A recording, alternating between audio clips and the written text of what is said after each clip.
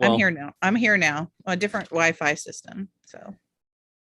Well, we don't need the cottage Wi-Fi system going out. No, that's a horror. So I pay a lot of money to have this Wi-Fi so that my Wi-Fi doesn't go out. But there you have it. It's true. Well, hold on, let me make sure that we are on. There we go. Oh, we are on. I'm just saw myself pop up on the screen. All right. So, yeah. So if you're in here, feel free to drop a question. If you are just joining now on YouTube or Facebook or the Tweeterverse and whatnot, I can see your questions as well. But, like we'll try to get to as many as possible. But Diana, I want you to know that you provoked quite a stream of questions, and I don't think we'll run out of things to talk about. Well, I remember when we recorded that lecture a little while before it appeared, and I think that all three of us have been sort of holding back talking about it because we just felt that a lot happened in that last episode that sparked our imaginations, things that we'd wanted to say for a long time but maybe hadn't. I feel like you and Brian pushed me further, and I've actually thought about some of the framing a little bit more deeply. So if I can just kind of start with a couple of comments regarding that, and then we can just dive in. Yeah. Let me say something that sounds like a generic introduction. Okay. So that people that are, the recorded version, they're like, oh, we're starting, Oh, sorry about that. Oh, no. It just saves me time on trying to edit. I thought we were already going since I was late. So no, please forgive me. I was finding out where people were from.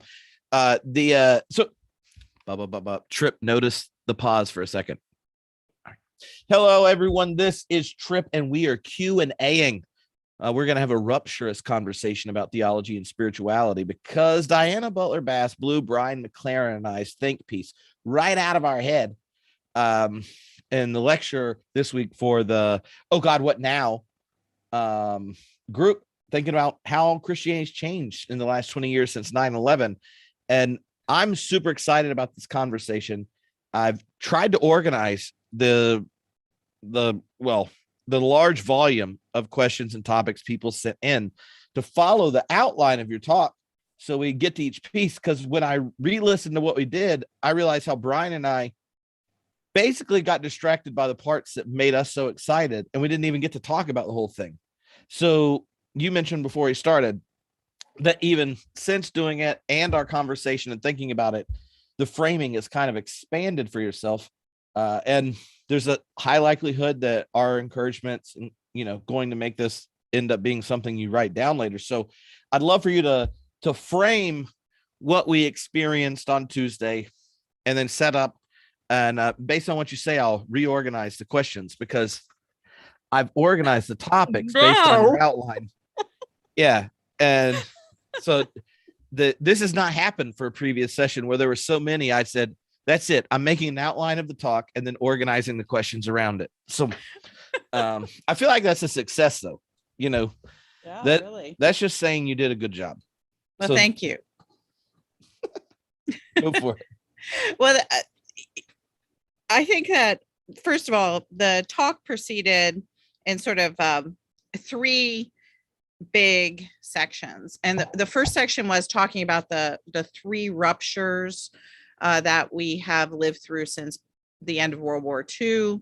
The second section was probably the shortest, but we began to ask you really ended with some interesting comments around that short section, which were the questions that emerged after 9/11, especially regarding religion and, where is God, or is God? And then what are we going to do now? And then finally, how can I believe anything? And so that was the second section. And then the third section was this exploration of 4 points under two categories. of what I saw to be the major changes, hopeful changes around spirituality and theology in the last 20 years, as we've been living through the third kind of period of rupture. So that's the overall arc of the talk that I gave. And the one piece that I have been thinking about just a little bit differently, it's just a tweak, it's not a huge big deal, is I've been reading since we recorded Spencer Ackerman's new book, Reign of Terror, which actually talks about 9/11 to 1/6. And so he wrote a book. He's a really great journalist, and he wrote a book on this same time period, and he's looking at it mostly from a political angle, but he does include a lot about religion. And his categorization is very similar to the one that I shared, which I found to be exciting and kind of flattering when someone you admire and who is also a really good critic kind of sees the world that you're seeing. So I felt kind of affirmed with that, but he sharpened the third rupture, and I think that he did it in a really helpful way. That at least it's made my understanding of this richer. So the first rupture was that after the bomb, 1945, we moved from a culture of safety, which was the expectation of modernist culture, that we're going to be safe in the world. That assumption was destroyed by the dropping of the nuclear bomb. And we all knew that there was no safety after that. And so the post-war culture between 1945 and September 11th, 2001, was a culture of security. And that security happened through these hosts of global alliances that were military and political. But then you brought up, and I thought it was a brilliant point, that 1980 sort of marked an adjustment in that security culture, where it wasn't just military and political anymore, but that with the rise of Reagan and Thatcher, that economic sort of alliances became one of the primary ways that we experience the culture of security. So people that shop together don't blow one another up. I thought that was actually kind of a great part of the conversation. We talked about mutually assured shopping as the way to keep the world from blowing itself to pieces.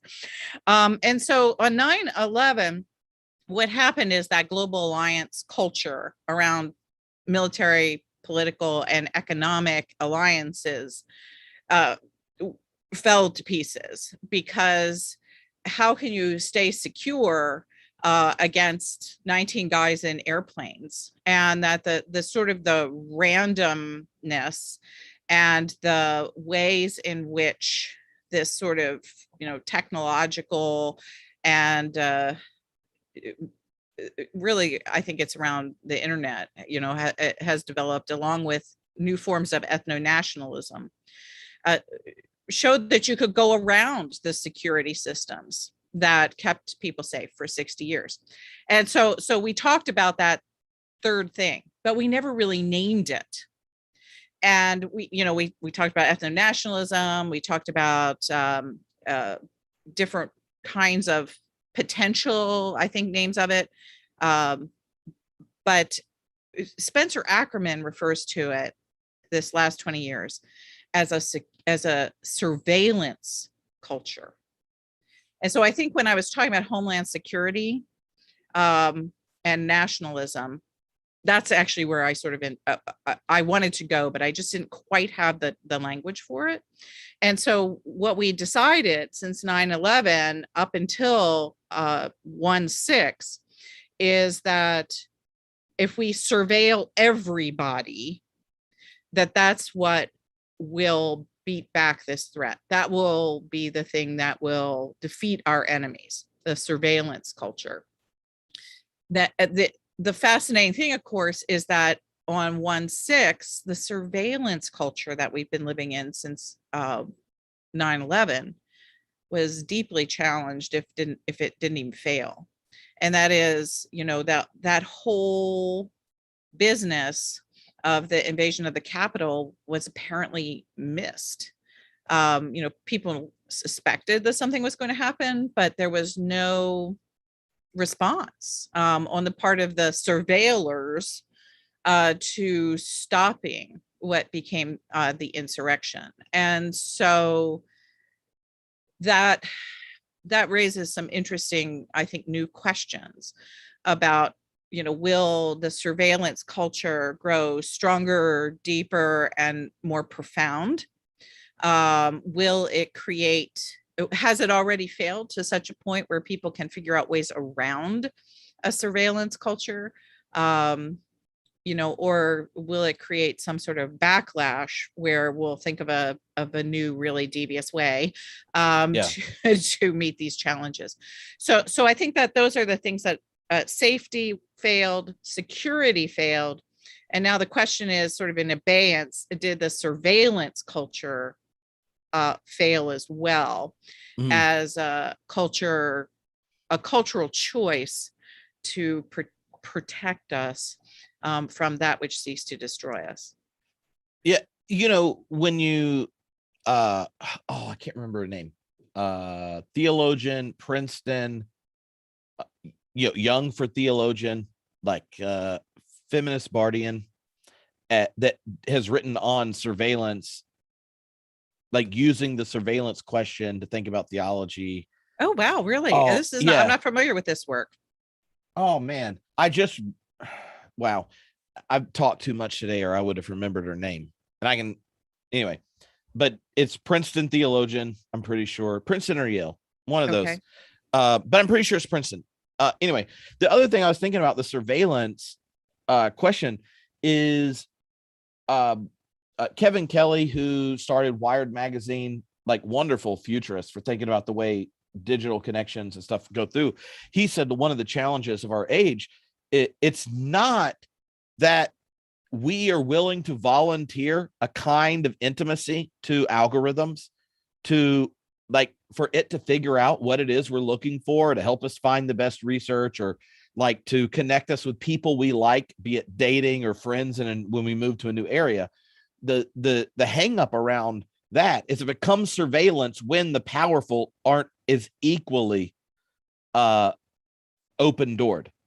Right. And so even when you think about the surveillance state, there's enough little breaks in it, be it the conspiracy version, like, did Jeffrey Epstein kill himself and all that kind of stuff, but all the way to like today, there's like 3/4 of the Hunter Biden emails are true, and he's trying to cut his dad in on stuff. And yeah, probably every politician does these things, and it's gross and nasty, but then you're in an election, you don't really want it out.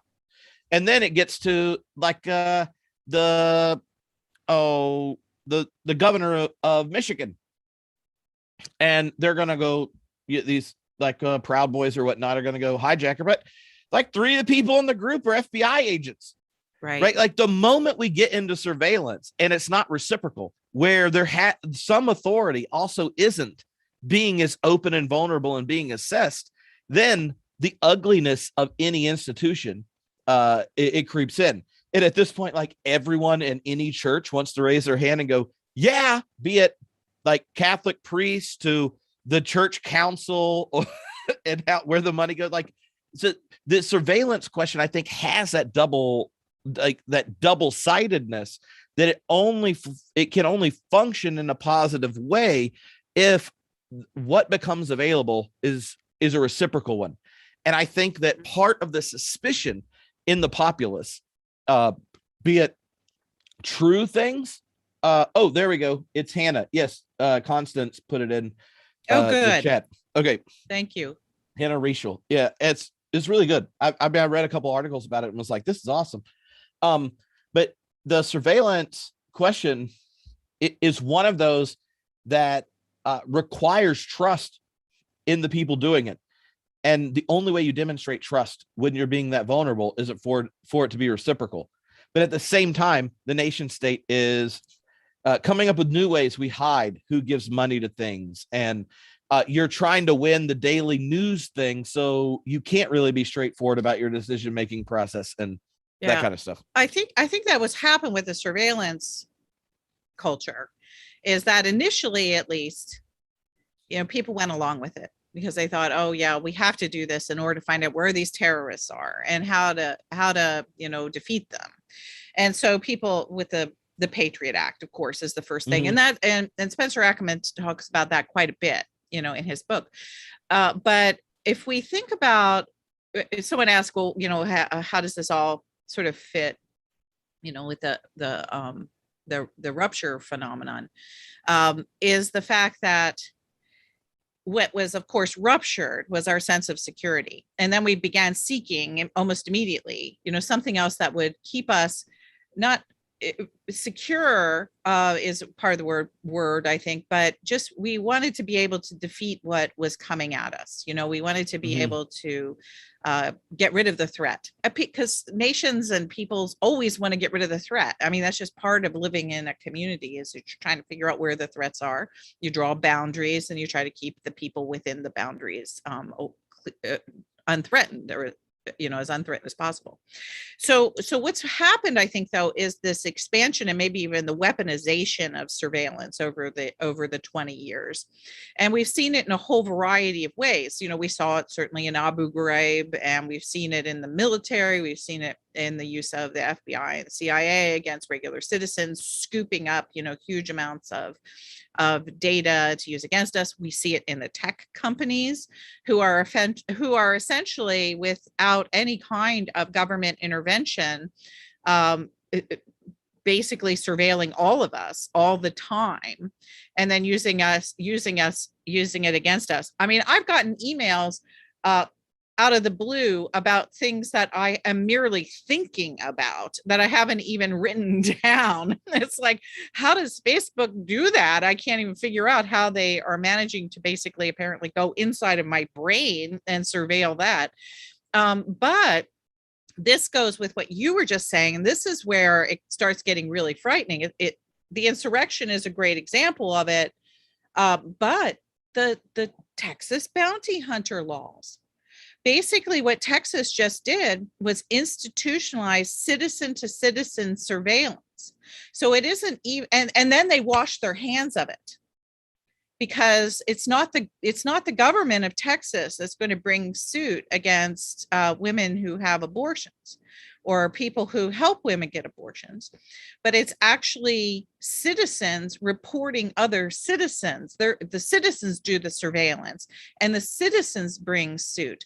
And so it isn't merely that Texas is sort of non-transparent, but Texas is literally said, as a state, we're institutionalizing surveillance. Go out and have at it, all you people. Basically watch one another and spy on each other, and we're just going to sit here and let the chips fall where they may.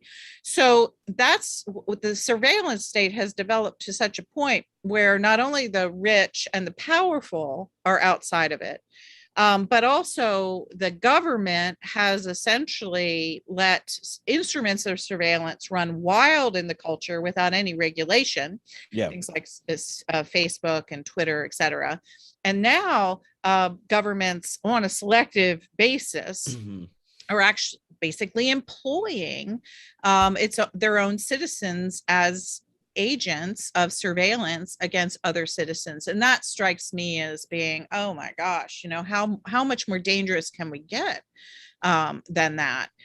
I don't want to know, but that's the reality we're living in. Yeah. And vigilantism is just kind of an outgrowth of all of that. So one of the questions that got sent in really connects here, and in one sense, the way the Texas law is a good example, right? In that it's legalizing something that is culturally present. That Foucault gives that description of the panopticon, right? That part of the power of modern culture is it's like a prison where they're at the top. There's a guard tower that's ubiquitous, like you could see everything from it, and you never know if the guard's watching you. So but you never escape the gaze, right, of the judgment. And so that's one way you get everyone to obey, right, in scare quotes, whatever the rules are for that regime. And you don't need a jail if once the panopticon's working. And if that's it can also see you. Orwell. That's Yeah. 1984. That's Orwell. And so the Texas law like uses it's like, who needs a panopticon when you got the neighboricon, right? Like, Oh, wow. with the eyes of anyone can be leveraged against you, where there's no cost to them and financial cost to you, even if you're defending yourself, right? And you're innocent, right? So the questioner Andrea said, I feel like there's a connection between the kind of fear that surveillance initiates to there's a cultural expression of it when people remain silent about convictions because they could be messy or unclear or not perfectly worded, or they could feel shame for something that deeply matters to them, so they self-censor all the time, or they don't have a genuine investment in an issue, but then perform silencing or shaming of other people to demonstrate that they're in their in group. It seems to me that social media has extended surveillance culture to some of the negative parts of cancel culture, even though a lot of the things people get canceled on, I want to support. Hashtag me too. But but that's a brilliant comment. That I just I check A+, man. That's the right paper on that. And I was a college professor. That woman's getting honors in my course.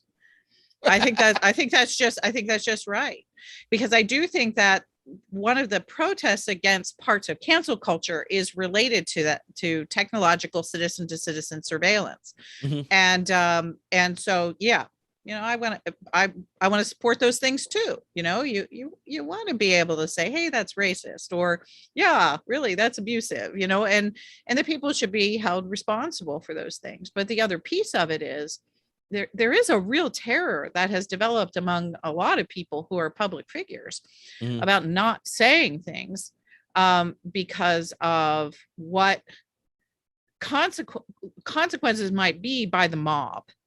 Yeah. And so there's a difference between a legitimate kind of cultural correction on the part of people who really have the right intentions to create a decent society.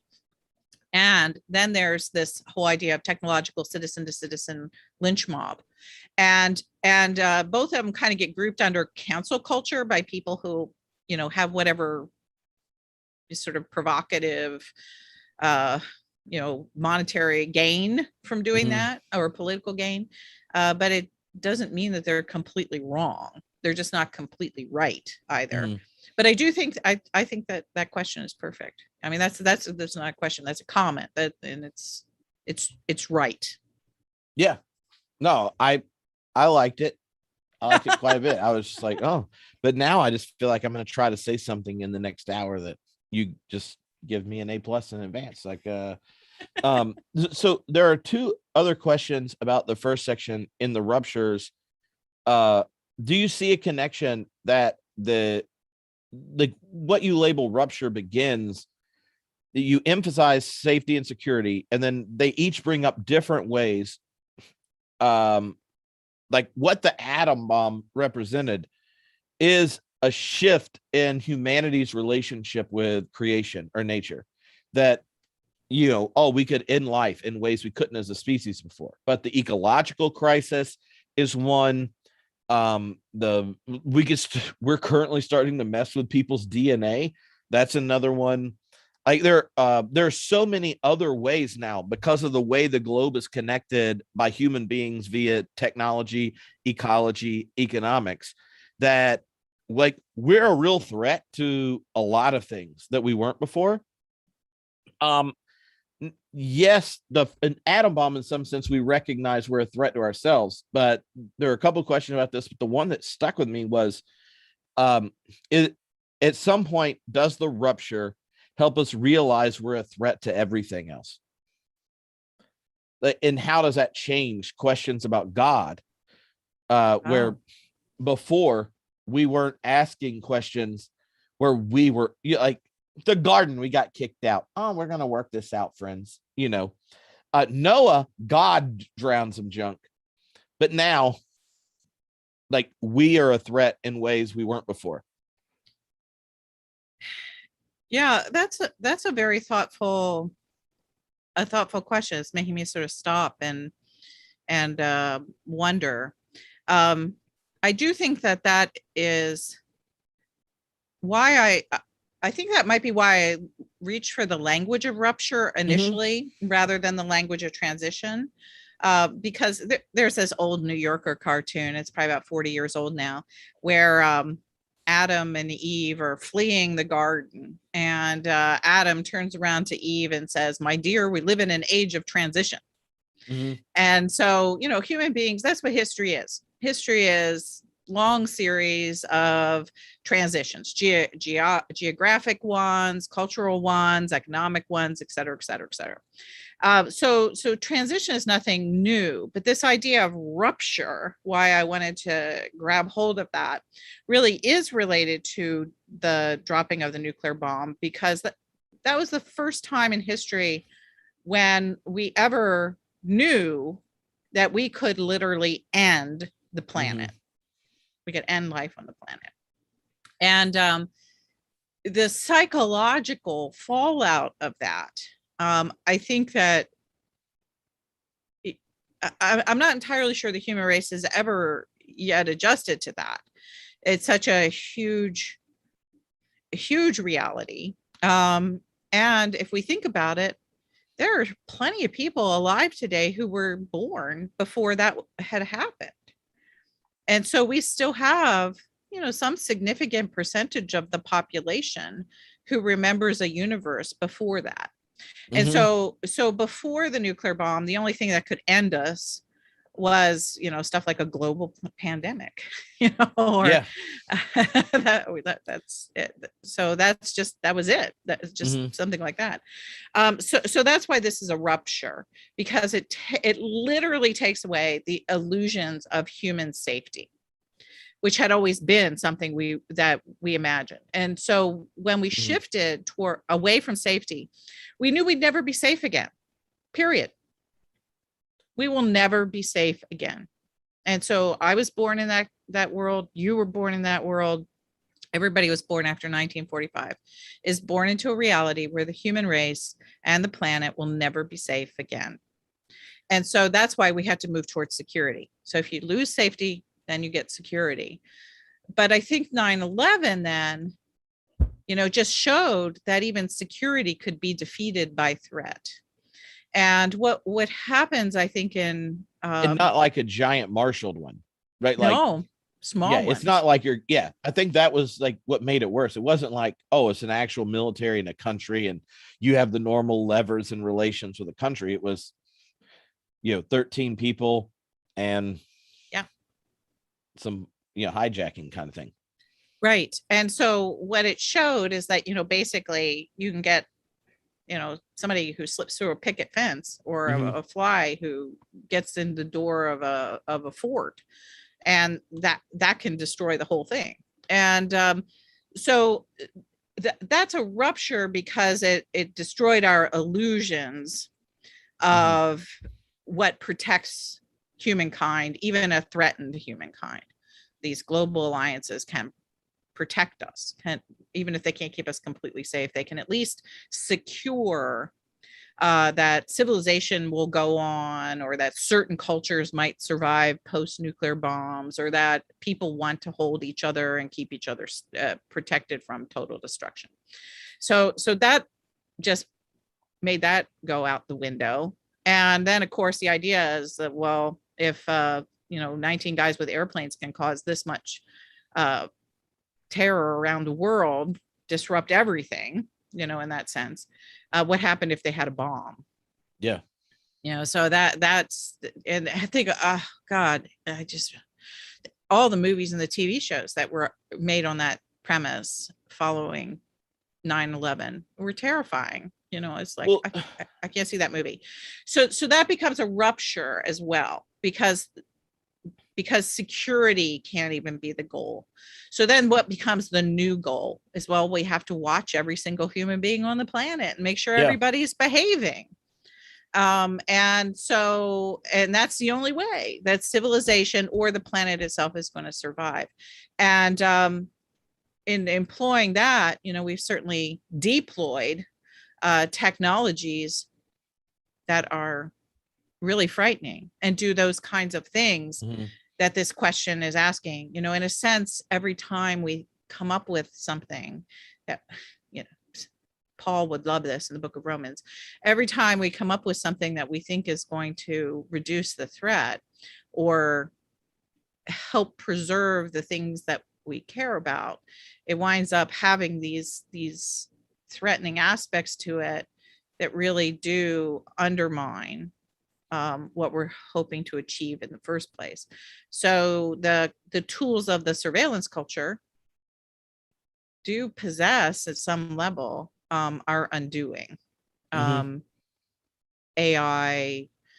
DNA altering, you know, some questions about robotics. I mean, we've seen some of that with drone warfare. I just marked, which is the UK version of grade, a couple of dissertations on like bioethics and technology, religion and ethics stuff. And there's some things going on there just creep. I had a student do this big research on how algorithms control are built to generate in you desires against your well-being, and it actually knows it's against your well-being because it uses algorithms to help you desire things that give you a positive immediate response that are detrimental to your long-term well-being, and they're very financial profitable. And like specific companies, Facebook, are really good at using them. And like it was laying out the data, and it just creeped me out. I'm like, oh my God, what are we doing?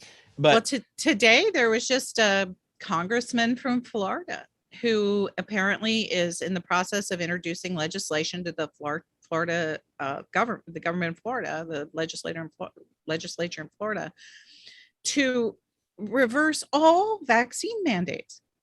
Not just to sort of put this, you know, COVID thing up for question, but he wants the government of Florida to look at the real possibility of reversing polio vaccination and like, measles. Let's bring back the measles, the mumps, smallpox. You know, it's like, what the heck?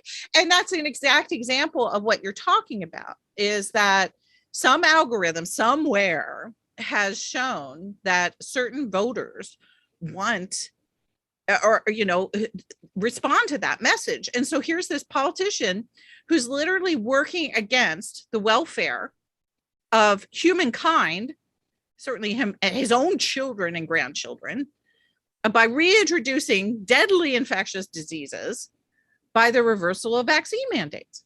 It's like, where do you get that? You get that from Facebook. I mean, frankly, I'm ready to throw Facebook in the freaking toilet. Having been a minister at a liberal UCC church in California for a while, when my conservative evangelical friends are like, what do you do with church members that are like anti-vax? I was like, I don't know. I've had them before. I just told them they're wrong, they're crazy, and I'll explain the science to them. I haven't had any leave the church, and they were like, yeah, I'm not going to do that. I was like it's not complicated, but I realized that their congregants are not interested in how the science works. As someone who spends a lot of time doing religion, science, philosophy stuff, I'm pretty good at explaining how science works. And I'm like, here's the data. Right. We have multiple medical professionals in the congregation if you're really concerned.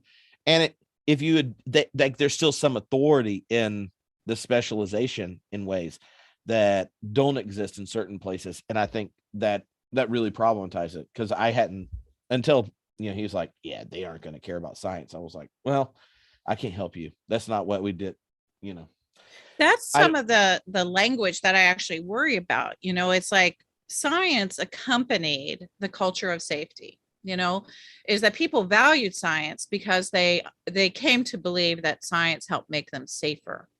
Well, and it was like in early modernity, it became the way in which culture had power over nature it didn't have before, right? The bomb is an expression of power, but it occasions the safety, but part of it was the power. Like if you just think of even the quoting of the beginning of the Gitas when they dropped the first bomb and stuff.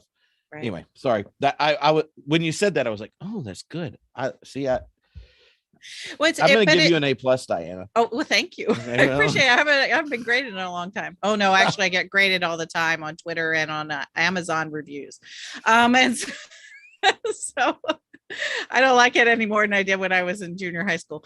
And so, one of the things though that I do suspect is what happened there is, so you move to that culture of security, and the questions about science were already beginning to emerge. So what second science got us into this mess is, can we really trust it? And so, people kind of, I think, lived into a certain level of trust in science that they inherited, but they also were asking new questions about science. And by the time, of course, you get to 9/11, the skepticism about science as part of a general worldview has really eroded. And you and I had talked about that even in public settings in the last 20 years, about how science as part of modernity really declined in postmodern thought. And there's a real critical engagement of the methods of science that goes on in high levels of the university. But what I think happened, some days I feel so terrible about this, is the question of the comments of, okay, blah, blah, stop, Diana, you're getting too excited. The criticism that the universities were mounting against science and the Enlightenment sort of leaked down into the general culture, not as a sort of a academic exercise, but as a legitimate sort of new worldview. We can't trust the Enlightenment. The Enlightenment was bad. And so people, instead of engaging the Enlightenment, just sort of say, "Oh, we're gonna reject all that stuff. That's just the Enlightenment," And so now we're in this new place, and so we're gonna embrace all these different things, and I could trust myself and my opinions over science. And we've seen that is a road that, oh my gosh, that leads to hell. So I actually now talk about how in history, we get benefits from each one of these past ages. And the trick is that a new sort of historical epoch, as we walk into sort of new historical moments, the people who navigate that the best bring stuff with them from the older world. They don't just reject the older world. They know how and what to bring on the journey to the new place. And so, science is good when we understand what science does and we understand how science works and all that sort of stuff. If it's fine, if it's perfectly in a postmodern worldview, you just have to understand it sort of in a different picture on the horizon of human experience. So anyway, that's my big sermon for the day. I see a great question. Okay. I'm sorry, Tripp. No. I go for it, because I was about to transition to your second of the three sections. Okay. And just you say what you're going to say after I say this. Polly sent a question. It was so good. We're not going to talk about it because it's so long. The answer is, but she said, I'm a boomer new grandmother who is watching my friends' kids all start to be parenting. And I really think that the surveillance thing impacted our parenting. And now I'm super creeped out. By the way, it's gotten more intense for my kids when I think that they just don't let their kids go visit their neighbor's house and play and stuff. And that's come up in a lot of stuff online, but the surveillance culture showing up in the home and then showing up in church life and community life and institutions where you get there. She was like, you gave that whole description. And I immediately thought about how my grandkids are being parented. And I go, maybe I messed up. And it was all connected to that satanic panic and the fear of child molesters being everywhere and stuff in the 90s. She's like, I thought I was protecting my kids. But that she saw that moment, which was so critical for how she parented and like pulled her kids back from what she experienced, is connected to that whole surveillance move. And I was like, Polly, high quality observation, but we've only got through one of your three sections. So Now you make your observation what someone said, and then you have to explain God. So I was just thinking prepare about yourself. I was just thinking about baby monitors. I went back with that. It's like, oh my gosh, I think about a baby monitor. Why does a baby actually need to be monitored unless they're, in a ICU? But anyway, I mean, I've had Elgin, my 13-year-old, like his phone was dead, and he was like, well, can the neighbors come over and play me? Yeah, I don't care, just go ask him. He's like, well, my phone's dead, can I borrow your phone? I'm like, you can walk down the street to someone's house and back without a phone. He's like, well, what if something happens? And I was sitting there going, my own my daughter, bad. I don't know how Elgin is, but my daughter, if she can't track us, her parents on our phones, she freaks out. And so it's like so we're not even tracking her, but she tracks you. She tracks us to make sure we're alive. And so there was our polling place is right next to a hospital. And so Richard and I, during the last election, we were in line for a long time over in the polling place, and all of a sudden our phones start going off, and our daughter literally thought we were in the hospital emergency room for the polling place. So she's going, what's the matter? Are you guys okay? It's like, oh my. we're just voting for Biden. I mean, is there a problem? If you don't use that as a story in the surveillance section of the book, then you really missed an opportunity. I know. I was being surveilled by my own kid. I know. And she gets mad if I ever turn off the location finder, because it's like, Mom, I need to know where you are. So it's like, okay, well, whatever, I'm going to do that. So the question that I saw that was really interesting here is, what if you had 12 people or 2 or 3 gathered in the name of Jesus, which very good questions, doing healing, restorative, nonviolent plots. That right there, it's Holy Spirit Church to host and panelists. That is a vision of church that I have actually presented in lectures over the last 20 years, is to think about, if institutions fail, well, what does church become? And I've literally stood in front of groups of people and said that if you can imagine the fact that a small cell of terrorists across the world can affect the whole history of the globe, imagine what a few people doing good can do in the other direction. And so sometimes we don't actually see the effects of doing good because of the media. If it bleeds, it leads. And so what we always see on Twitter, and we see in the standard mainstream media, and we see in all the new media sources, is we see stuff that is the opposite. We see all the bad results. But what we aren't seeing, and I just gave an example of that crazy guy in Florida. Actually, he's not crazy. I think he's Brian McLaren's congressman. We'll have to ask Brian about it when we're together next. But what we don't see are something that I know has been happening, and that is, there have been some really valiant pastors in small towns and small churches, rustling people literally out the door of their churches to go get them vaccinated, and people have done that at a cost sometimes. So there's that wonderful story of I think it's a Black lady in was it Kentucky, who organized basically the whole small town, and like 90% of the people in this small town in Kentucky are all vaccinated. Maybe it was Alabama. I can't remember. It was a place where the virus has been really bad recently. But her whole town, and she did it herself, literally going door to door, calling her neighbors, all this kind of stuff. And so we don't hear the good stuff nearly as much as we hear the bad stuff. And so I think we just keep going on with these kinds of conspiracies of justice, these conspiracies of goodness, and keep doing it, because it's going to have a much bigger effect than what will ever be reported on the on Rachel Maddow. Yeah, and I love Rachel, but if it bleeds, it leads. So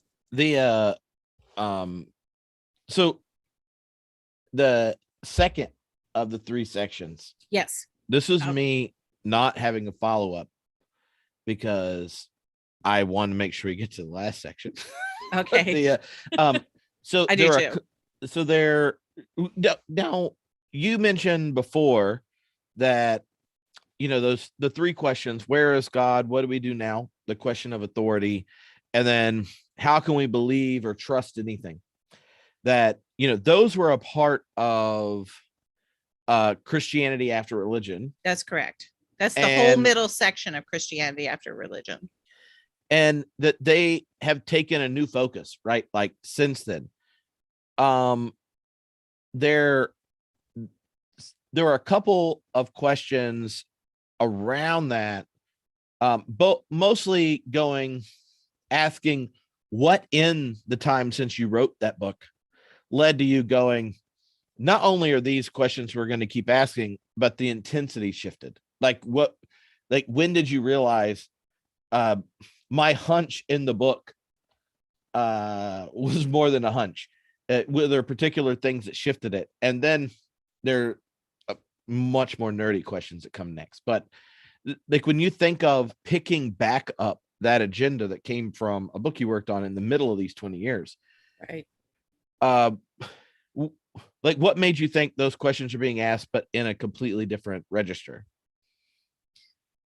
Well, I think that part of the answer to the question actually just sort of wraps around who I am and kind of the gifts that I have and the ways that I've been a teacher my whole life. And that is, I am a very intuitive person. Everybody who's ever known me personally knows that. And I just have this sort of natural capacity to kind of hear and see into things that are a little different than other people hear and see into, and that's intuition.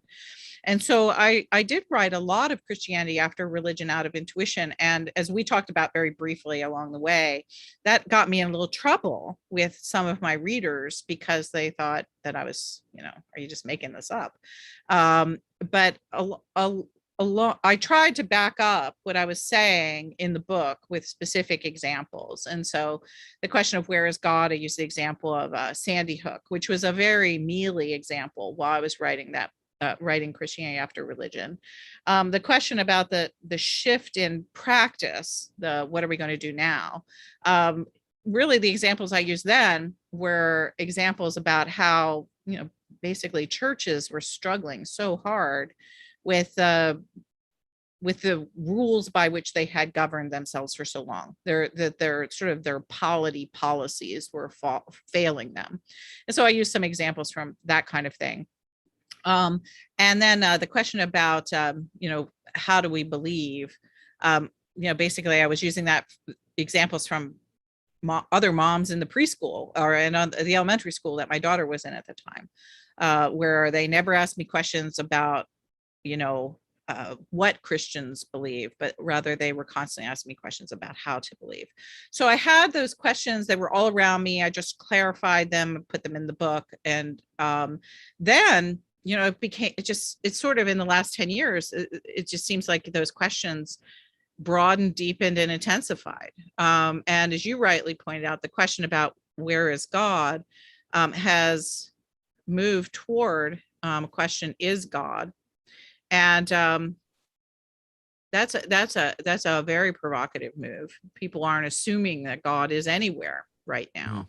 And all you have to do is talk to your own children about that question, or open up Twitter, and that question's everywhere. And so the question about what are we going to do next, that question came up I thought Brian answered that question really well in the video lecture.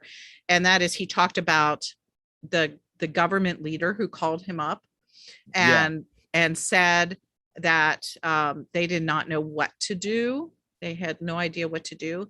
And while he was so clear with that example, I kind of hint around at that, but I live in Washington, D.C., and I hear world-class experts who live all around me in my neighborhood, or that I go to church with, or people that I'm in conversation with. I hear those people all the time, expressing their own sort of confusion about Mhm. what to do. And these are people with just the, top level training in all of their fields. And they're kind of, they're not exactly throwing up their hands. They have intuitions about how we might move on about certain kinds of things. And they certainly have evidence-based stuff from the past. But the question is, does any of that work in the future? And to see people at that level of expertise, recognizing that the cultures that we live in now, the world that we inhabit now, has raised the stakes so highly that even those expertises, they don't distrust expertise. They just don't know how conclusive their expertise is any longer. And so Yeah. I think that's one of the weird ways that question and those issues kind of get through in our culture as well. If the experts don't know, then, what the hell, nobody knows. But the truth is that it's not really a failure of expertise. It's a kind of that our expertise emerged in a time that is somewhat different than the time we live in. And we're just not sure always how to make that bridge from the past towards this very challenging future. So that's the question of, well, what are we going to do now? Even the experts doubt that they have the best answers. They're just kind of working with what they've got. And then finally, that last question about belief. Trying to think about specific examples. If I got to be honest here, is that best example I probably have is my own heart. I mean, I ask myself that question all the time. There are certain things I think of, how can I possibly believe XYZ any longer, and so I think that we do live in a moment where even people who are have a lot of conviction. I hope that I'm not the person with conviction who's one of the worst, in the poem. Mhm. I think that it's possible to have that. You can have really great convictions, and that many people who are really good people have the right convictions at this moment. But that doesn't mean that those convictions are absent doubt.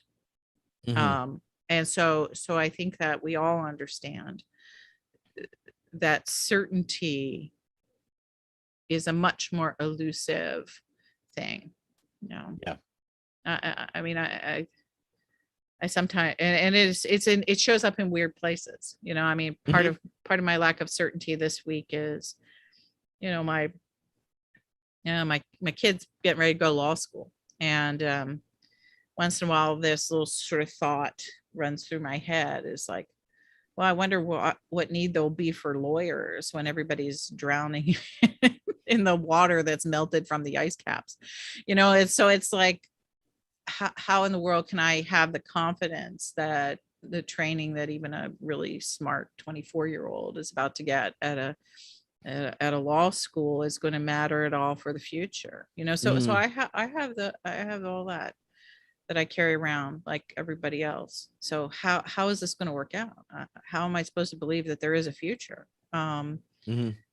Those are things that I think more people are willing to admit and more people experience than probably ever before.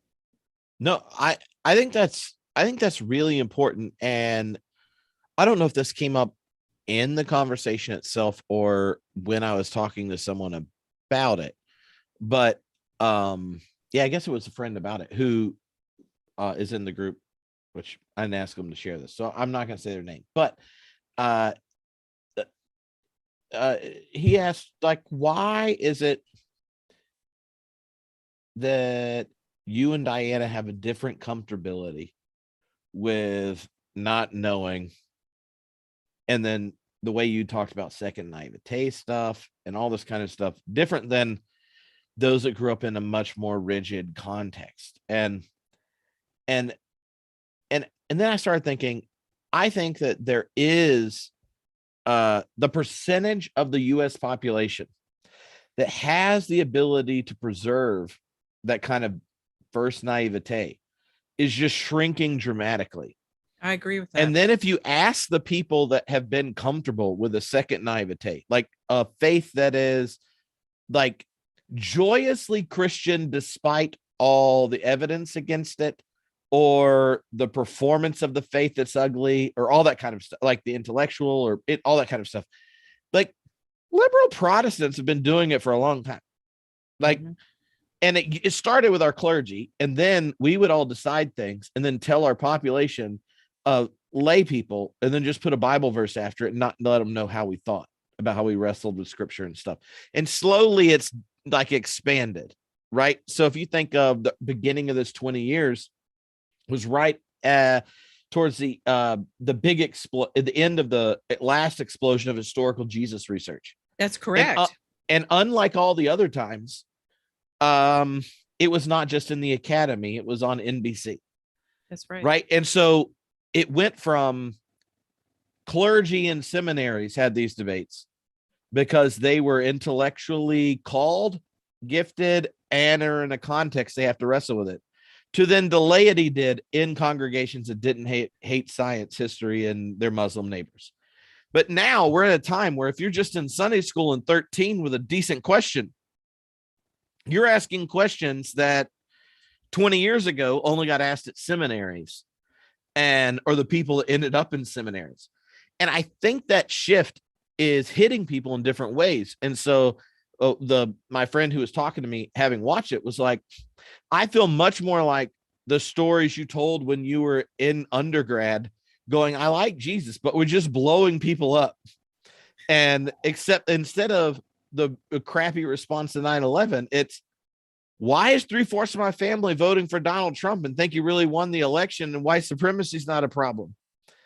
That like the side effect of, do you want to ask Team Jesus questions in front of the giant quest for knowledge and diversity and pluralism and stuff in the world? Or do you want to be defensive? The number of people that can stay in that sheltered world is going smaller and smaller, but we haven't figured out how to hand off the critical, reflective, yet still vibrant faith without sending them to seminary. Yeah. Like, we haven't figured that out, be it education and spiritual formation. I mean, I have my hunches on why we haven't, but I would say that's something, until I heard responses to the way that the week 3, my narrative kind of laying out, and then the way you did the ruptures and questions, I hadn't realized part of why you and I might be comfortable in ways others aren't is because, like, we are liberal mainline Protestants theologically early enough that we're like, yeah, these aren't weird problems. I mean, have you met Schleiermacher? And then they're like, oh, a Schleier what? And you're like, Ernst Troeltsch, he's cool. Paul Tillich's not that bad. Reinhold Niebuhr's cool. Well, have you met Walter Rauschenbusch? You know, like, and then like, you're like, anyway, like, what do you think about that? Because the percentage of people that ask the questions and the context for wrestling with them don't cohere. And I think that's why there's so many people in this group that, right, 30 or 40,000 people download my podcast each week. It's because I'm interviewing seminary professors. They have all those questions in the brains that you need to wrestle with it. They just don't have a economic output that means I should go in debt for it. Yeah.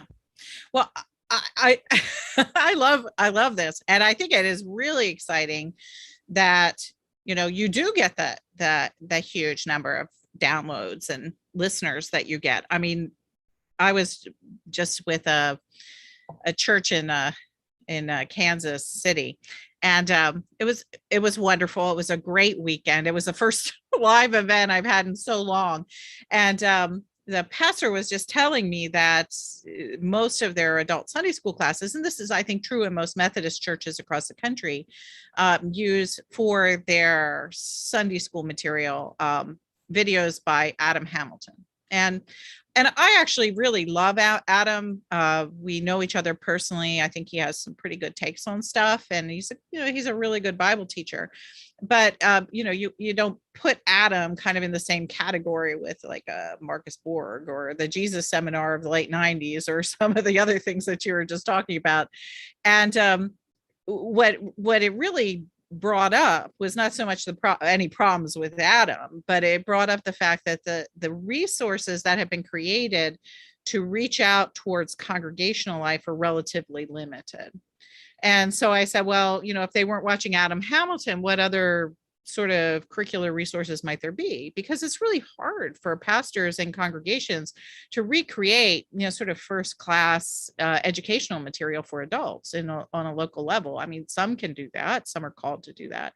But it is easier to plug a DVD in or what have you for a Sunday school class. And so she said, well, there's Andy Stanley.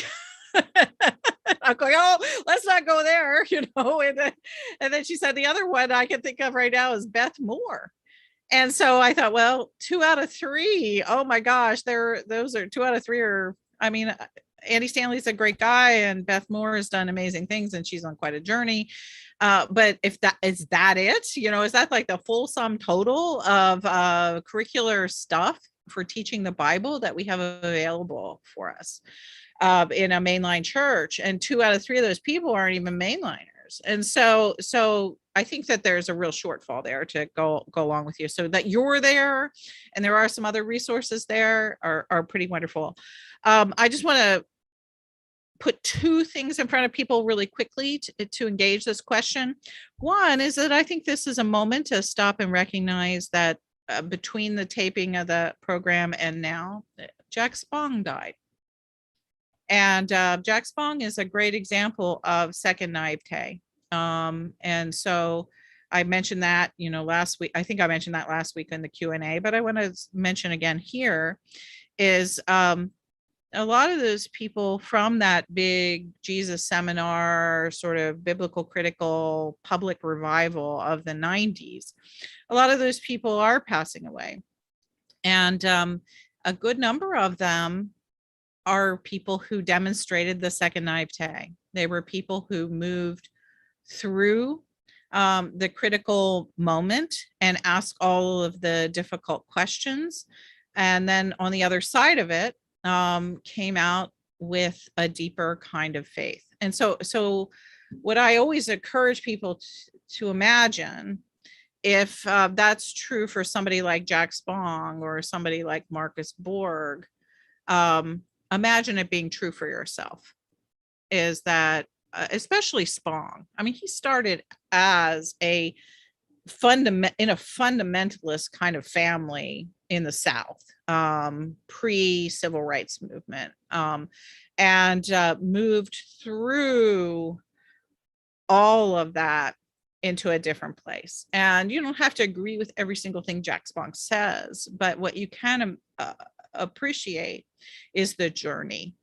And that along the way of that journey, he produced books that were intended to help people with that journey as well. And so there are resources out there.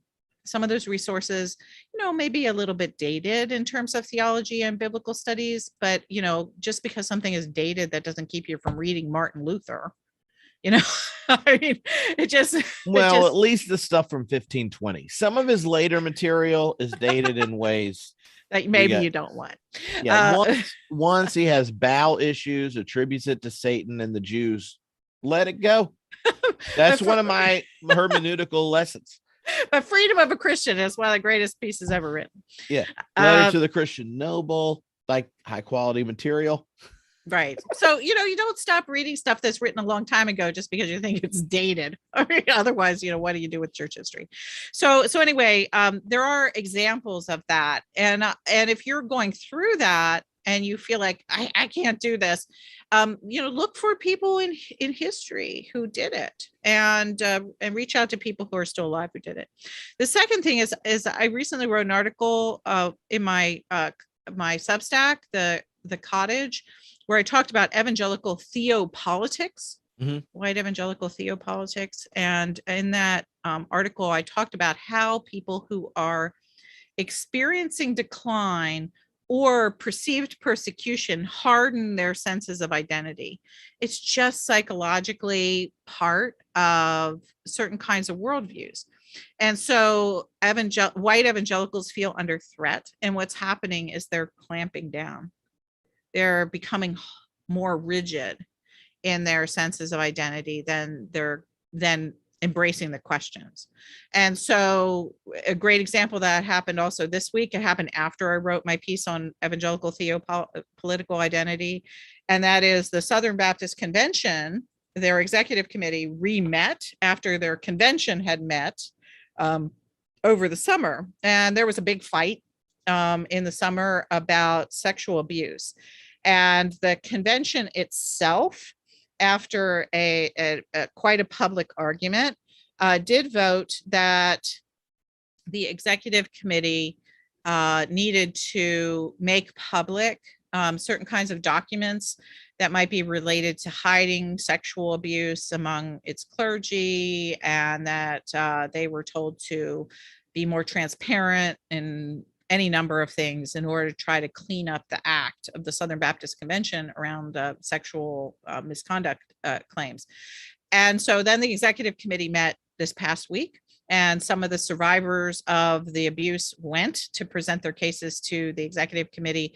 And the executive committee said, we don't care what the whole convention voted for. We're going to keep these things private. And so they clamped down under the threat of discovery, under the threat of more attack, under the threat of whatever they're feeling threatened by. And that's just a very typical move, is that when people feel like they're going to lose something, they move to a protective position. And so what a huge amount, I think, of what we're seeing in white evangelicalism right now is that the distilling of identity as the under threat.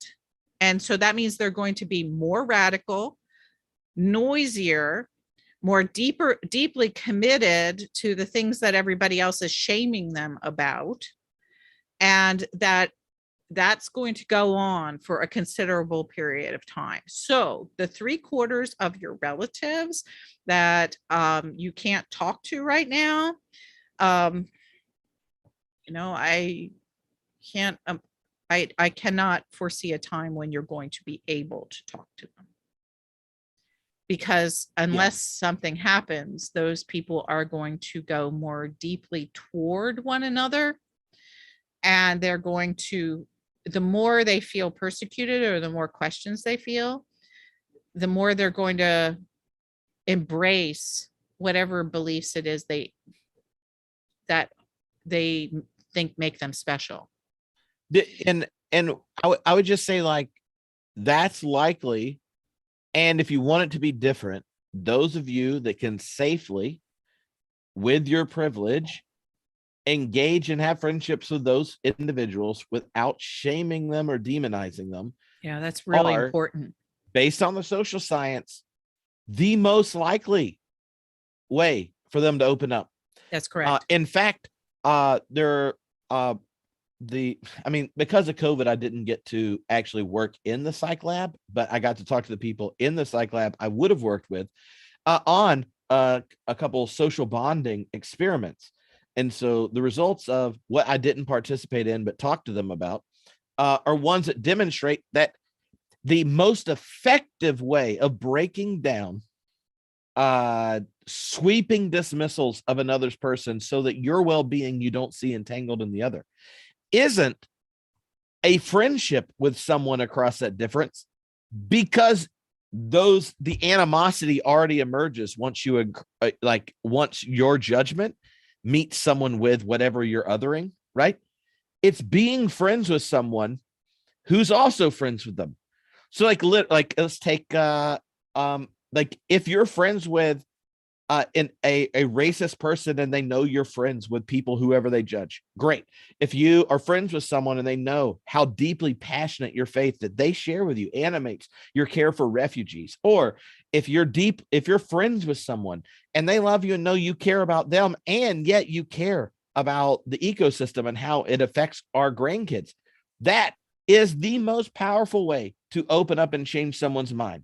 And so that's why I say this, not if you are the person that's the object of scorn, hate, and shame, but if you are not that person and you can come up with ways to let the grace of sweet baby Jesus exist within you so that there is someone that isn't like shaming them and judging them explicitly, so that just in your friendship, I don't know, sports, have a drink on after work or whatever it is you and your friends do, that they then hear you talk about your friends who are in the categories that they have judgment on, is the best way to break that wall. It's more effective by threefold than them actually interacting with your friend. All right. So and I don't need to go into along as how we test all these things. I'll just say, like, it's true. And you know what? Beautiful idea. Freaking Jesus did this all the time, right? He walked around with his disciples and he's like, they've called me the Lord. We're rolling around. And he goes from community group to community group. And what does Jesus do? He shows up in any group and he goes, who does this group say has cooties? Mm-hmm. And then he goes and embraces them. And what is he doing? He's not like going, I can't believe you believe this. This is dumb and ridiculous. He's just embodying through friendship the breaking down of these lies we believe that we act and make true through our living, right? And so, like, cooties don't exist, but if you act like they do, it separates the playground. So many of our ideologies of separation and judgment don't exist. They aren't real about how the fabric of the loving God's world. But if we believe those lies are true, they come out in the material expression. And the best way of breaking it down isn't like shoving people together in a room being like, Jesus loves you. It's actually just being friends with people like you, and then you having a network of relations that are more expansive than others. Anyway, one of the other things that I suspect has happened over the pandemic is that all of that you just quoted from your friends who were in the psych lab at Edinburgh, excuse me, all of that is obviously true. And the other piece that is more of my intuition is that you can't just shove people in a room and say, oh, you all talk to each other and Jesus loves you. But when people are in a room with others who are different than them, and they have a different object that is occupying them, mm-hmm. that sometimes leads toward relationships that are profitable and that are productive. And one of the things I'm thinking about is the loss of ritual space over the pandemic. And so, if you can't be in a room celebrating Christmas Eve, kneeling at the pews and, holding a candle in your hand and singing, Silent very Night. Episcopalian. Well, Methodists and Lutherans, everybody else does that too, I think. But that's a ritual moment that mm-hmm. is shared across communities. And it doesn't matter if you're, liberal or conservative or a socialist or what have you. And you're all doing it together. And so the ritual life of some communities, both religious communities, or you can have more secular communities that have rituals too. Mm-hmm. And those rituals open up pathways towards understanding of that people can see each other as human beings if you're participating in a shared ritual. And so we've lost that. And that's one of the things I think that's distilling these sorts of angry identities, is that not only is it the loss of that kind of triangulated friendship piece, but it's also the loss of a triangulated action piece in our public square. There are two things that I saw in the comments that are actually really good. There is one series of, I think, now it's like 15-year-old videos, but they're still really good DVDs, not videos. A series called Living the Questions. The whole I mean, that was great. That put out a whole bunch of the stuff about the resources around theological shifts and biblical critical shifts in the 90s and the early aughts. And I recommend those always. And they've had a huge impact on churches across the country. And then today, I think, is the release date for this other book that someone mentions, Saving Us, A Climate Scientist's Case for Hope and Healing in a Divided World by Catherine Hayhoe. She's a climate scientist herself, works in Texas. She's actually a Canadian citizen, but she's at a university in Texas, and she's a Christian. And so she wrote this book about how you overcome polarization in order to be able to address climate change. And she was interviewed this morning on Morning Joe, and it was quite a nice interview. And I think that she's a wise person, and she has a long experience in dealing with some of these issues, and brings that wisdom to the fore in her new book. So I recommend that too. Okay, so there are a couple questions related to the how do we believe thing, especially connected to the conversation we had last time, the last Q&A. Don said something that was similar. He said, why? I guess Don could be male or female or non-binary. I don't know. So Don said, might second naivete be the means by which we reflectively and thoughtfully opt out of secularity, lay down the hermeneutic of suspicion after having engaged in a process of critical examination of our original beliefs? Is it naivete deliberately chosen on acceptance of the promises, the choice to trust in Jesus? ? Is this not our faith? Is he not our hope? And then there, Cynthia asked about, can you just tell me what you think belief means after second naivete? And there are a couple other questions like that. Yeah, that's actually, those are great questions. And I don't think that belief, belief when you're in that second naivete, I don't think that you ever really lay down the critical stuff or the hermeneutics of suspicion. I still employ those tools all the time.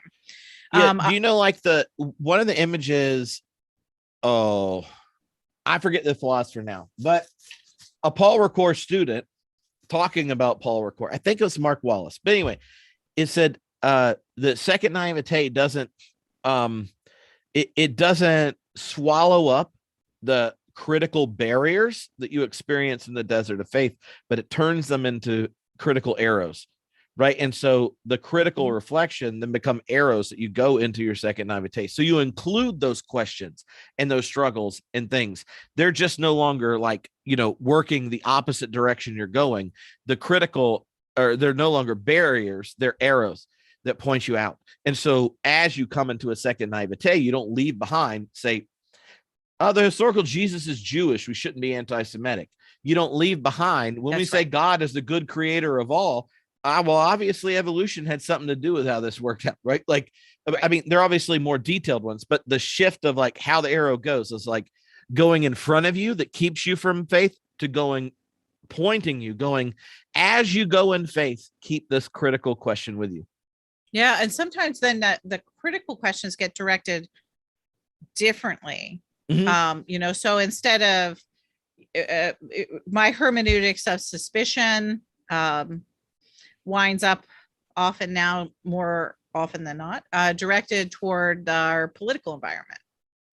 And so I know how to do a hermeneutics of suspicion, and I've worked through whole hosts of questions theologically with those, and that's great. The conclusions I gained through that have stayed with me in sort of this new faith place.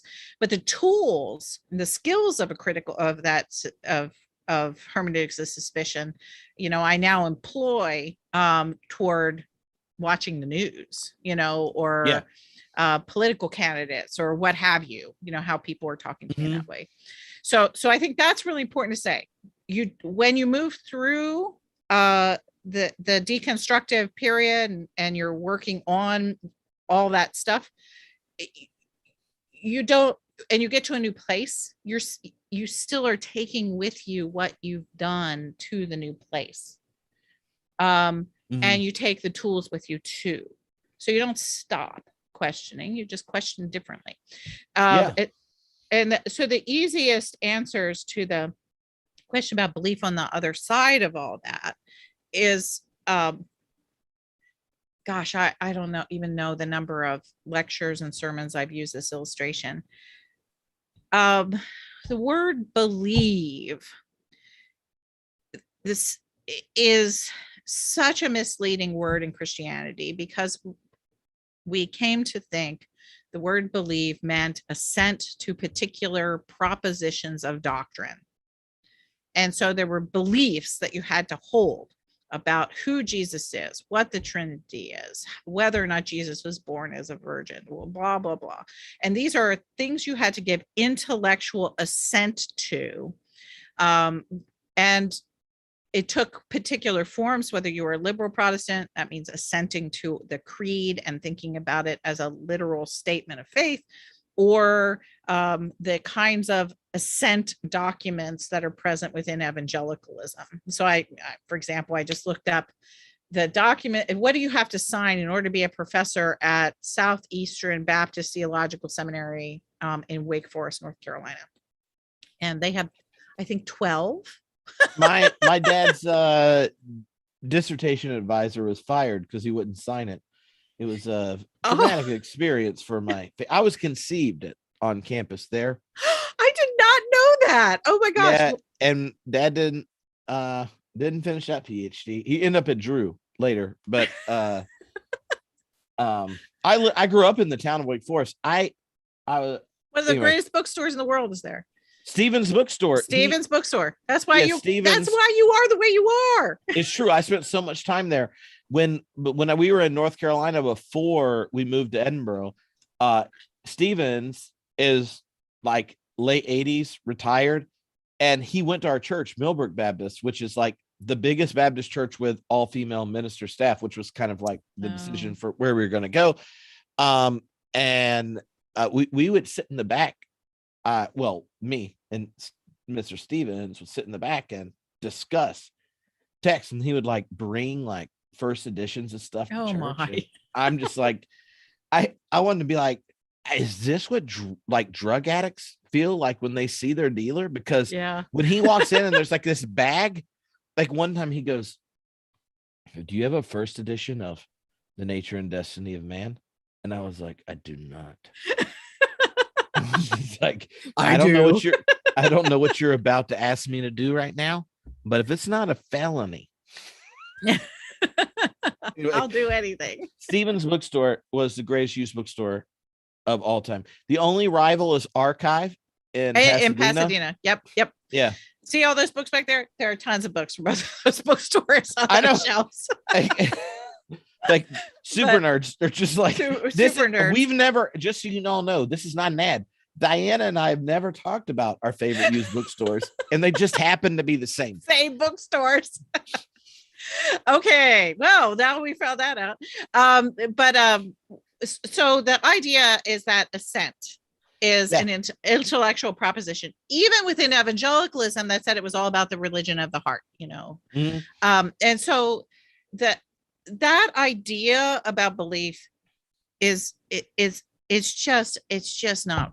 It's a modernist belief about belief. Yeah. And the intention and clearly the linguistic implications and everything else of the word belief in the New Testament is that it's not about intellectual assent. It's about a disposition of one's heart towards what one loves and trusts. Mm-hmm. And so even when you look at like the creeds, I believe in God, Father Almighty, maker of heaven and earth. The intention of that word believe is, and I think that Marcus Borg rightly pointed this out, and I thought it was beautiful the way he did it, is really to say, I beloved God, the Father Almighty, maker of heaven and earth. I trust God, the one who has created all things. And so that's the intention of the word belief. And so when I talk about second naivete is basically on the other side of intellectual assent to certain ideas about God, there's a place where heart and head are more fully integrated, and it becomes about not intellectual assent to certain doctrines, but it becomes a trust, a conviction. You think about what a conviction is. Conviction is something that springs from your guts, your heart, your innermost places, about the truth, of the presence of God. Mhm. So when I say the creed, for example, maybe everybody around me is thinking, this is about literal assent to particular doctrines or about who God is. But I'm thinking about, what does it mean when I'm standing here in community and say, I believe, I trust in God. And boy, that's an incredible thing to actually say in community. It's like, oh my, are these people going to hold me to it? No, and Jim, who's in the Facebook group, he just pointed out how in German and Dutch you don't get the same kind of, the belief doesn't carry the assent connotations, even in the way it does now. Like you mentioned how, like Latin and Greek, the belief doesn't carry the assent to an idea. The kind of Anglophone world is one where the truth becomes something that is not, that corresponds so tightly with rightly ordered language that it becomes something you possess and recapitulate by repeating. And that's just has nothing to do with a second naivete. Right. Go ahead. I was going to say, where the creed, the Latin intention is, the word credo means, I give my heart to. And so, what in the world? I mean, I can actually happily say the creed when it says, imagine that first line again. I believe in God, the Father Almighty, creator of heaven and earth. And so basically what happens when I say that line is, in the second naivete, I'm saying, I give my heart to the one who is the creator of the universe. And that credo, giving one's heart, also is like, an intention of trust. And so what happens when I say that first line of the creed, I'm rehearsing every single week my commitment to environmentalism in the church, because I'm saying, hey, if I am giving my heart to the one who is the creator of all of this, well, therefore I have a responsibility related to that creation. And if I'm not living up to that responsibility, I'm failing in the trust, in the credo that I am making here in community. And so that's an example of the second naivete in belief. It's like, it's not just about, oh, I'm going to put my name on this doctrinal statement. And there's someone put up a thing, I was almost fired from an evangelical university because of a creedal thing like that. But what it is doing is it's holding me to be responsible toward the deepest theological wisdom of Christianity regarding the nature of God, regarding creation, and regarding living in community with others. And so that's a whole different kettle of fish. And it's beyond literalism. It's in a different frame of reference. So I want to make sure we get to some of the other questions real quick, but when I was thinking about the question, I've been working on this chapter in a book that Tom Ord and I are working on, called Becoming Christian, based on a class we did previously. And in trying to state second naivete, but not in a way that like you're having to explain what it is. Like we're working on writing a book that gives an open relational vision of Christianity that doesn't like do the, well, you have to be this critical, like stating it all positively.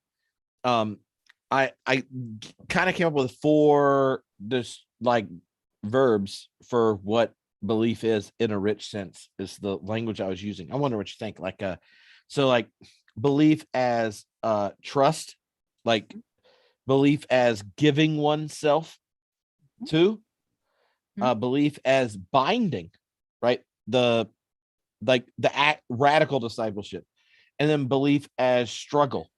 And I have individual stories in scripture and my own life to get to it, but like I capstone it with a struggle because it's the whole Jacob and the angel wrestling. That was the first thing I thought of. As soon as you said that, I thought, oh my gosh, that's the Jacob story. And the Jacob story. And I thought of it because my first counselor, after I had a counselor after I got married, who was a retired rabbi counselor, was just like, he was like, well, one of the convenient things about being married is you now know who God's desired you to work out your issues with. and then he tells the Jacob wrestling with the angel story. And he's like, Jacob only had one night of it. In a marriage where God's present, you get a lifetime. But the struggle meant, but like in the text, right? Jacob wrestles the angel all night. He's about to go see his brother for the first time since he stole his blessing, but he gets done and he wants a blessing, but he doesn't get a blessing. He gets a new name. Yeah. And he walks with a limp. And I feel like the second naivete is one of those, like, you come in with faith, like, oh, I get to go to heaven, or whatever. You're like, this is my remedy to my problem. But if you struggle long enough, you walk off and you got a new name and you have a limp. You got a limp the rest of your life. And if someone goes like, so why did you change your name and you need a cane? You're like, it's such good news. And I feel like that, like, in thinking about the second naivete, so many of the people I know that are sitting there in that initial struggle, and then they're like going like, well, I don't know if I believe. And you're like, but do you trust what you've experienced in the reality of God? You're like, well, I don't know if I believe. Could you give yourself to the way of Jesus? I don't know if I believe. Would you choose to figure out how to have a space where you don't judge, where you forgive without counting, right? Like, they want to say yes to all that, but then they're like, I don't know if I believe. And you're like, welcome to the struggle. You got there, right? Yeah. Like that, whatever that shift is something that shouldn't require a humanities degree, divinity school, or the perfect minister, or reading 10 books. Like one of the big tasks of the church. Right. For Jacob.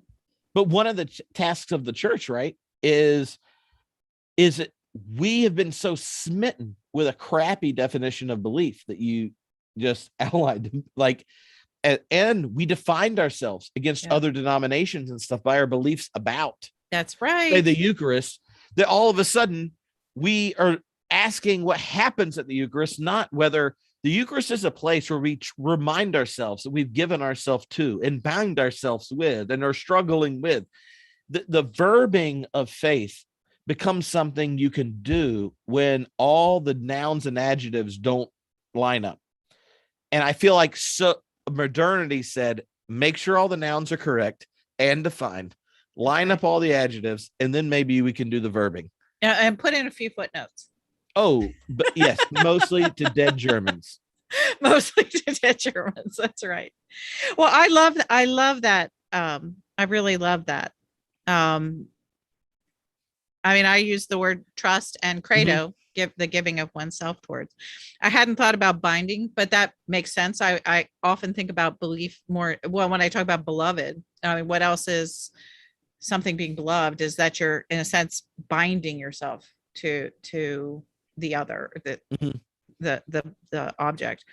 And anytime you do that, it winds up being a struggle. So, and the other piece I think is, people assume, I think sometimes, that like deconstruction or this process is easy. I can't say it enough times, and this is why I write so much about memoir.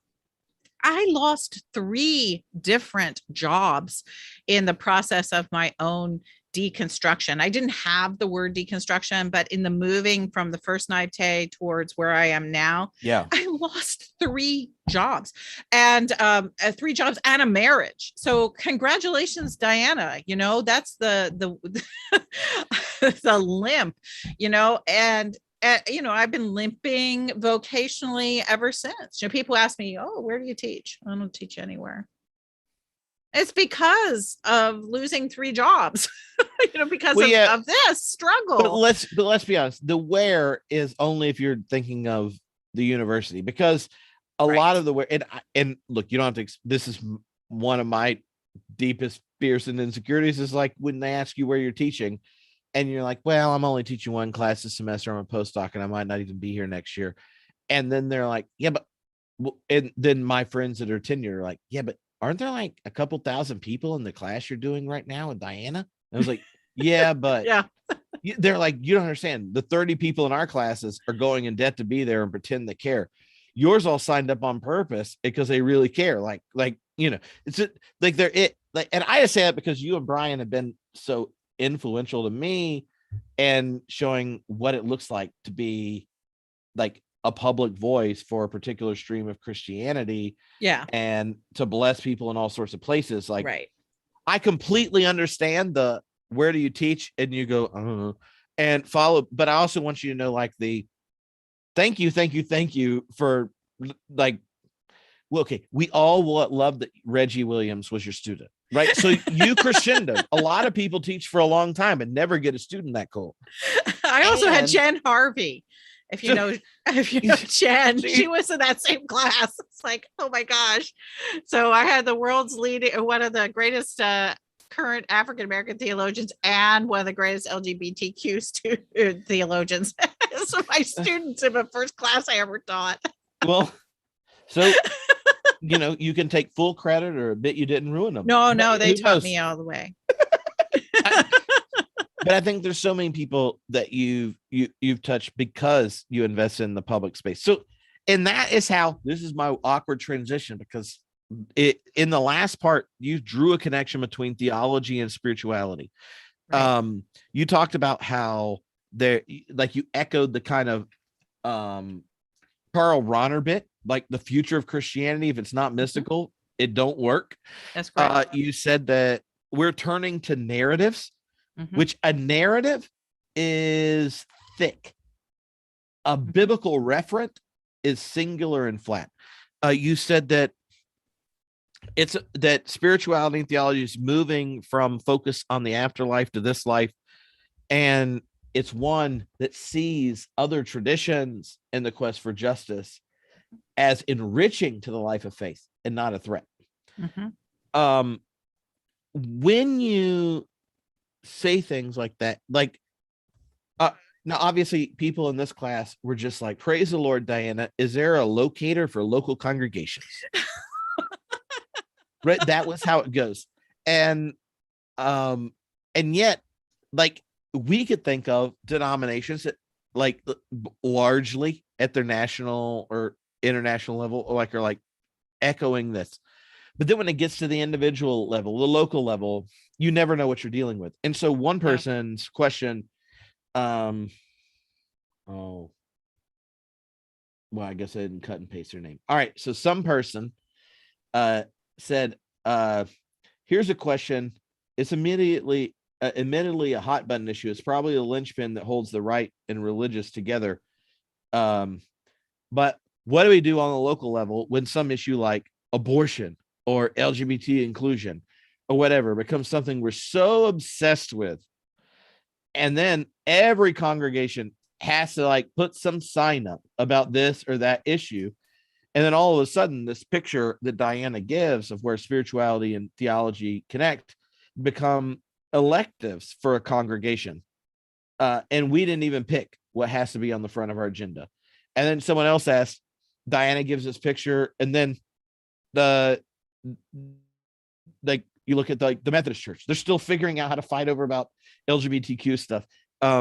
Right. Earlier this week, I recorded a podcast with our friends from Crackers and Grape Juice, and one of them is in the middle of their getting ordained 10 years after being a minister. We're tier.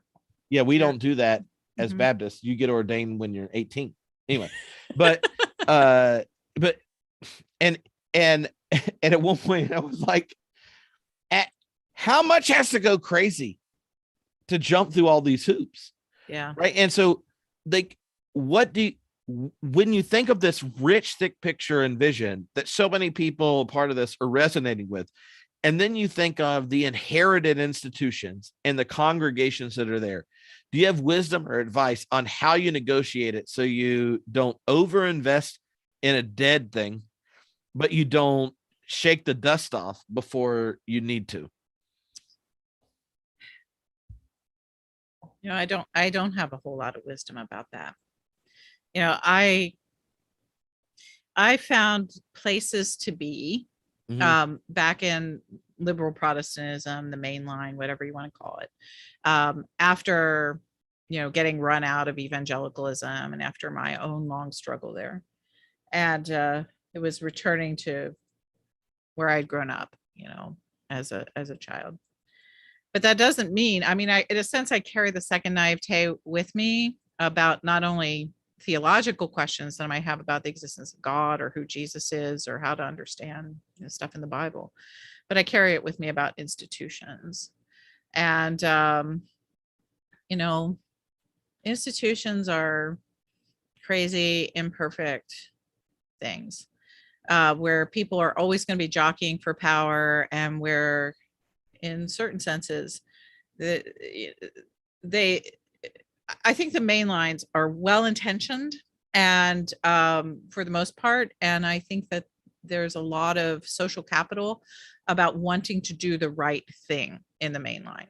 And so that's why you see the signs, is like, if all of a sudden they're convinced that Black Lives Matter is the right thing to do, they'll put that sign out front of the church. If all of a sudden they're convinced that opposing a bounty law in Texas is the right thing to do, they'll put that sign outside the church.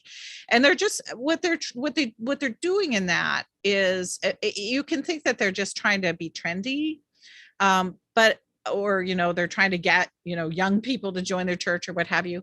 But I think that what they're doing is they're actually signaling something that's really important to them. And what's important in those communities are they remain committed to the common good. They actually hold to a deep ideal that what happens in the church results in some sort of ethical living in the world. And so sometimes the sign isn't just about the trendiness of the sign, but it's actually what's behind the sign. And when you see those signs, it's a way of telling the world around them that if you come here, or these people in this building, we really care. We care about our neighbors. We care about doing the right thing. We care about justice. And so that helps me kind of get by the, sometimes the main line does seem like it'll do whatever is the next thing coming down the pike.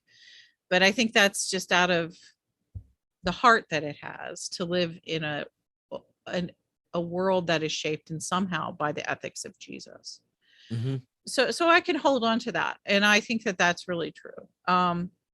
But it is also really hard to live in institutions that were largely founded in the institutional processes that run almost all of these institutions were established in the late 19th century. Mm-hmm. And so, they've never gotten over that. The ethical vision, the theological vision of these organizations has changed immensely in the last 100 years. And yet their polities and the conceptions of the ways in which they do their business and how they understand at some deep level power and how they function in terms of hierarchy are still basically late 19th century things. Yeah. And so so I'm just talking about them right now because I kind of love them and I know them very well. And and that's what continues to be their stumbling block. That is what continues to make them difficult organizations to join. It's what continues to make them difficult organizations to change. And it inhibits their responsiveness to some of the larger issues that we're facing. And so the sign is the easiest thing to change. Mm-hmm. And okay. so so I think the sign points toward the hope of many people in those congregations. Mhm. But boy, they're bound by arcane rules that are holding them back, and they just will not let them go, no matter Well, how much begging Brian McLaren and I have done. but also, mainline Protestant churches aren't the only ones that only change the signs. Like, there's literally books on how how a business can do nothing different but change the signs so that you rebranding. So that you get credit. It's like buy one, give one, like, or whatever, okay, so here's the last question because we're out of time. But it Andy, which I believe this Andy is a Methodist minister in Iowa, if I'm correct. But she said that the vision of theology and spirituality that Diana gave is so inspiring. A lot of us are in institutions that have very different visions or transitioning visions. Instead of asking for a solution to everything, what about a single place that you could imagine investing energy, the marginal energy, when you've met the needs of what's expected, that plants seeds for future transformation? And oh gosh, I love that question. A liberal mainline Protestant minister. Yeah. She's been in multiple classes and is always honest about the struggle she has. And I'll give my short answer. I think of your solution because I'm sure yours is better. But mine here, this is a basic one. Most mainline Protestant churches think that you have to educate the kids and eventually they get to go to worship. And then they think that once you've been educated and confirmed, then you just go to worship and you don't need education again.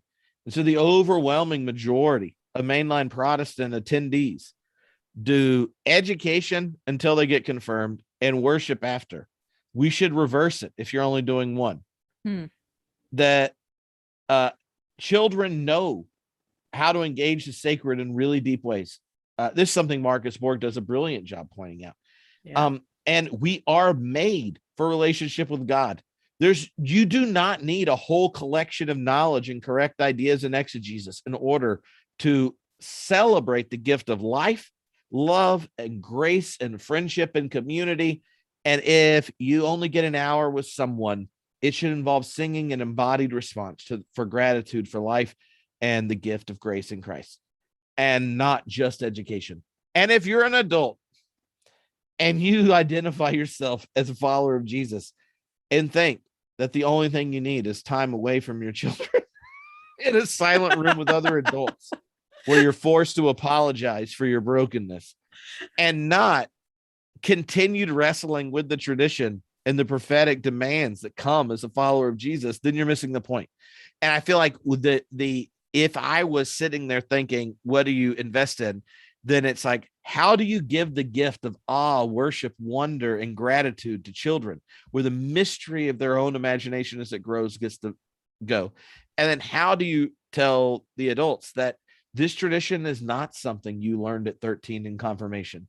Like, it's a much more deep, rich place, and that the gift of education, spiritual formation is something you go on. That's kind of the, like, thinking of traditional mainline church. I would invert the two. Well, as a teacher, what can I do as nothing but affirm all of that? I've actually tried in certain kinds of ways. I pastors like Andy are the really the core audience of all that I've written over the last 20 years through this whole crazy period we've been talking about. And I always try to bring it down to the simplest stuff. And in certain ways, I think that those 3 chapters in Christianity after religion that are the core, really the core of what I hope people can engage in some way, shape, or form at a local level. And that is, one, that question of where is God? And the way that I answered it, I answered it in the book, and then I answered it later on again in Grounded. And the answer that I came up with in Grounded is God is found with nature, in the natural world, and with our neighbor. And insofar as we are living meaningfully with nature and neighbor, we find ourselves more deeply in God, and that then inspires us to do things in the world for nature and neighbor. And so that vision right there about finding God with nature and neighbor, I mean, I think that every congregation can figure out how to make that happen. And so that's that question. And then the second question of gratitude is, what are we going to do now? And I answered something that I think is key in the next book I wrote. And that was a book called Grateful. And so what are we going to do now? We're going to say thank you. And that gratitude, when we really understand it biblically, I think, and also humanly, I think it is the most subversive of all spiritual practices. And so to really build out communities of gratitude, communities that understand what a grateful life looks like vis-a-vis both our individual lives and our corporate lives. And then finally, in Freeing Jesus, that question about, how do I believe? Well, in certain kinds of ways, and this relates to the second naivete question, I've been on a journey about what I believe, how I believe. But that journey has entailed both continuing to believe the things that were deepest to me when I was a child and when I was a teenager, and then to be able to embrace those things fully and integratively and afresh as a 60-year-old. And so how I believe is keeping my heart open, being able to tell the story that I've been in, being able to link my story to God's story. And so those are the three things that I share everywhere I go and in every setting, especially with my mainline clergy friends, is create a community of belonging where people really understand that they belong to nature and neighbor, and that's how they're going to find God. When you're asking yourself, what are we going to do now? Embrace gratitude as your primary spiritual practice and let everything else flow from there.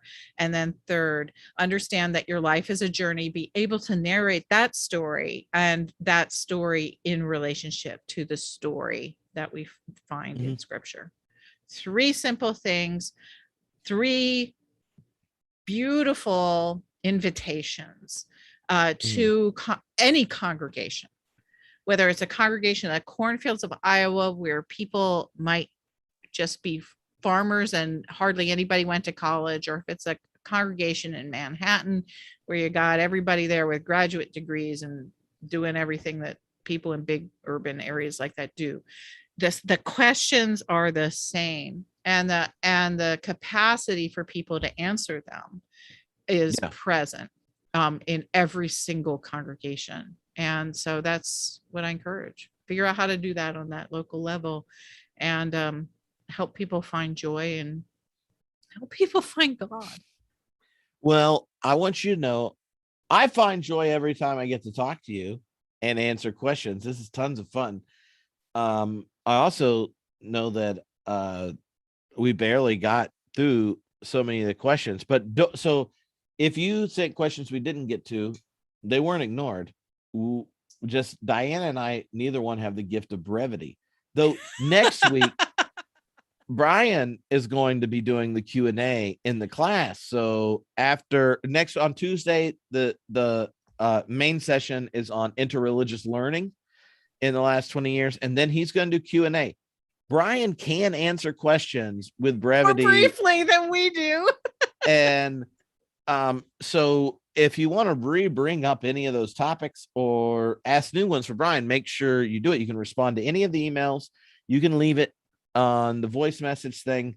We had so many this time. I tried to organize them around the talk. We got to some of them, but just think, unanswered questions are just invitations for Diana and I to talk more again in the future.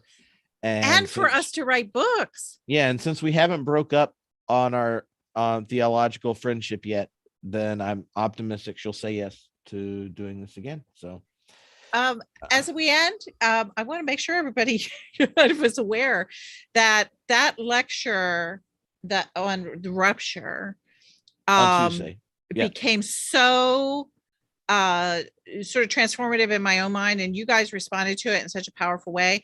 I talked to my literary agent, and it's going to be a book. So you and Brian said, oh, you should write 3 books out of it. But apparently I'm going to write a book that's called Rupture, and explore this more deeply. So I love these questions. They really help me think about what the shape of that book will be. And I hope that I'm going on a retreat next week, next week, and start it. There you go. There you have it. I was not anticipating that at all, and lo and behold, I guess that's where I'm going. It happens. Well, so thank you, Diana. Thank you for everyone for hanging out. We'll see you all Tuesday, and then Brian will be here next week on Thursday to answer your questions. Make sure you send them, but until then, be grateful and enjoy the struggle. I'm thankful for you. That was fun. Oh my gosh, that's amazing. Oh, what great questions. All right. Well, we will talk again soon. I realize I have a meeting in like 10 minutes in California. Oops. So I'm going to go remember what I'm going to talk to them about. But oh my gosh, I wish I had a meeting in California in real life. But yeah, well, there's a lot of meetings that I wished involved me being present.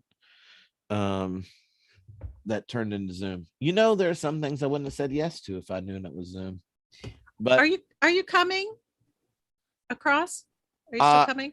So most likely we're going to AAR. They've switched all the rules for AAR. I'm coming for my brother-in-law's wedding in like 3 or 4 weeks. But the big thing was AAR. That's when I'll see all my friends. Right. They've gone back and forth. Like they just now decided they'll let AstraZeneca count as a vaccine to go to AAR in San Antonio. I'm like, San Antonio, you can't. Women don't have health care. Everyone can carry a gun without a license, and half of them ain't vaccinated. But AstraZeneca doesn't let me go to a convention center. But whatever. But it does now. They decided the day it did. So we have a meeting Monday with all the UK Templeton people as to which is better for us to meet there in person or go online, because some people, depending on their countries, because it's so international, have different rules. And then at this point, how expensive are tickets if you buy? I don't know. I'm just going to sit there in the meeting and say, I like barbecue in Texas. That's my response. But well, I hope that it works, that you can come. We miss you on the side of the pool. Well, at some point I'll be back, and we will have some fun. But yeah, I'm gonna go to a meeting, and you tell Richard hi. I will. All righty.